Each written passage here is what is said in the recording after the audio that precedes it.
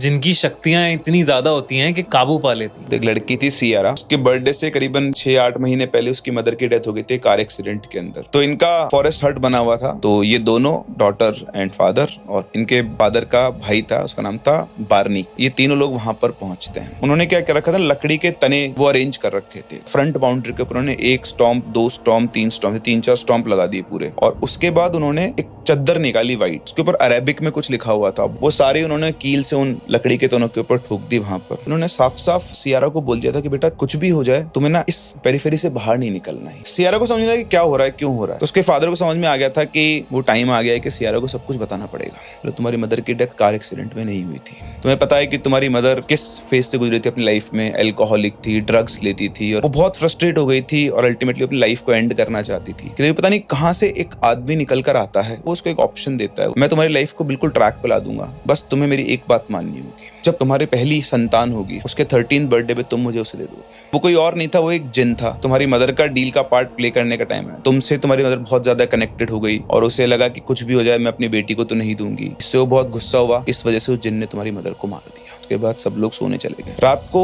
उसके फादर जो थे घर से भागते हुए बाहर निकल रहे थे। जब तक सियारा दौड़ के वहां पहुंचती है, वो जंगल के एज पर जा चुके थे। बार्नी भागता हुआ आता है, बोलता है कि तुम अंदर जाओ, मैं जाता हूँ, मैं लेकर आता हूँ तुम्हारे फादर को, तुम चिंता मत करो। करीबन आधे घंटे के प्रोसेस के बाद उसके फादर आते हैं वहां पे। बोलते लेकिन अंकल बार्नी अभी तक नहीं आए। तुमसे एक रोर आती है, कोई दौड़ता हुआ इनकी तरफ ही आ रहा है। लाइफ में पहली बार वो उस जिन को देख रही थी और जिसको ड्रैग करते हुए ला रहा था वो अंकल बार्नी की डेड बॉडी थी। वो आता और झटके से एक हाथ से उस बॉडी को फेंकता है, तो जो टी स्टॉम्प्स थे सब टूटते हुए सब साइड में हो जाता है, फेंस टूट जाती है। फेंस टूट जाती है और यहाँ पर इन दोनों की लड़ाई शुरू होती है। तभी वो एक पत्थर उठाती नुकीला सा, जो जिन उसके ऊपर बैठा होता है उसके यहाँ पर सीधा सिर के ऊपर उस नुकीले पत्थर को घोंप देती है ऐसे कैसे। जिन उसके फादर के ऊपर गिर जाता है। तभी अचानक से उनको किसी के हंसने की आवाज आती है। तो जो अंकल बार्नी की डेड बॉडी पड़ी हुई थी, खड़े होकर वो वापस से हंसता है और बोलता है मैंने जो इल्यूजन क्रिएट किया उससे भाई ने भाई की जान ली थी। वो जो लड़ाई चल रही थी इसके फादर की और बार्नी की चल रही थी और उसने उसको मार दिया। दोनों फिर से लड़ना शुरू करते हैं। जिन तो पावरफुल था ही, वो उसके फादर के ऊपर बिल्कुल बैठ जाता है, फादर के पेट में उस खंजर को घोंपता है। इतने में ही वो भी क्या करती है कि उसको समझ में आ गया था कि पिछली बार लड़ाई हो रही थी और वो टी स्टॉर्म से वो टच हुआ था, तो उसको लगा इसमें बहुत पावर है। कैसे भी हिम्मत करके लुढ़का कर उसको तने को उनकी तरफ ले जाने लगती है। जैसे ही वो टी स्टॉर्म उसके जस्ट पीछे आया, उसके फादर ने सारी स्ट्रेंथ लगाई और उस जिन को धक्का दिया। धक्का देते ही वो जिन जो उस टी स्टॉर्म के ऊपर गिर गया। जैसे वो गिरा ना तो उस पर चिपक गया